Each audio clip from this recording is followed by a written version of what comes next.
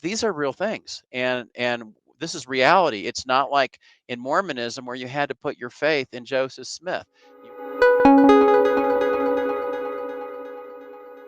And so you include, within the book, you include a lot of information about biblical archaeology. Why could bringing archaeological evidence, a sort of science now, given what we just said, why could bringing archaeological evidence into the mix be important in sharing the gospel with Mormons? I love archaeology when it relates to the Bible because I go to Israel every year. I've taken over 500 people to the Holy Land. So I do 1 or 2 trips a year, taking 40 or 50 people. And we specialize on the archaeology of Israel. You can go to Capernaum, you can go to Caesarea, you can go to Jerusalem. These are real places that are there today. There were real people associated with them. Pontius Pilate, before 1961, we had no evidence that he actually was a real person, but we found the Pontius Pilate inscription stone in Caesarea, and there's other evidence with him as well. I mean, as every year goes on, we're seeing more and more. Real events took place. You go to Lachish, there's a ramp that the Assyrians used in 700 BC to destroy the people of Lachish before they went over to Jerusalem. There's a tunnel in Jerusalem that Hezekiah built to bring water in. That was rediscovered in the late 19th century. It's a real thing.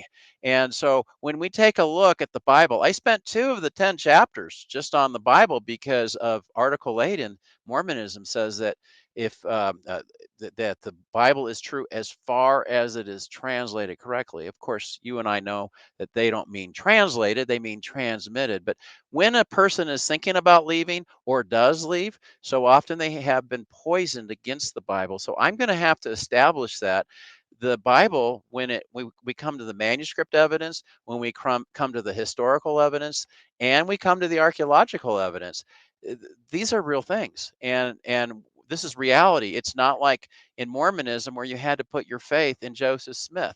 You had to put your faith in the Book of Mormon. I mean, the LDS people don't know exactly where the lands of the Book of Mormon are. Most scholars from BYU are pointing to Central America and using Mayan and Aztec ruins to support the archaeological evidence. But the Mayan experts say that's ridiculous. These are not Lamanites, the people group that came from the Book of Mormon who survived the Nephites, the white and delightsome people who were destroyed by the 5th century AD. So I like to use that archaeology to support the Bible, which is in the LDS canon.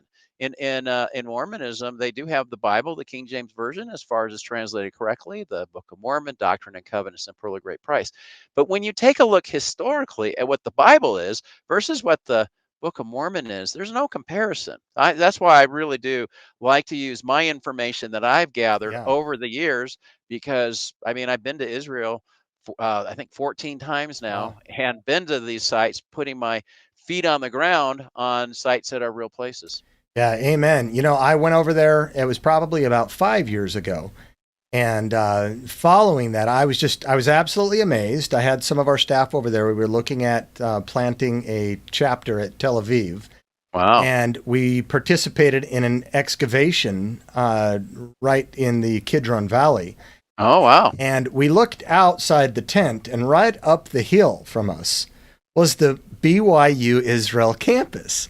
Yeah. And so 2 of us, one of them, other than myself, who's leading our Utah ministry there, ran up, get a selfie next to the campus, and we just reflected on the fact that, we were just completing 10 days there in Israel.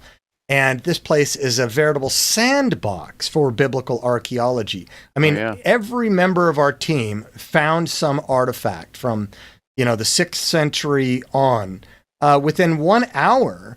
And yet nothing like that. We thought, what would it be like to be one of those BYU students up in that classroom right there who take a semester over there? And at the end of the semester, they've seen all this biblical archaeology. I can just imagine them raising their hand in class and saying, Professor, how come we don't have any of this? Yes. And we followed that up. I just happened to have 2 different debates that I did. One was a 3-way debate with a Muslim and who is a guy now who is a Mormon and the department chair of history, Paul Reeve. And I brought that question up in that debate, and Paul Reeve had nothing to say. And then I did another one with Justin Brierley's premier radio program with James Holt. Lynn Wilder and I were on that one together after our book came out. And James Holt, I brought that up again. I said I just had come from Israel, and there is nothing like the archaeology in the Book of Mormon, like you compare it to the Bible. Right. And he at least responded, and he said, Corey's right, but one day we will find it.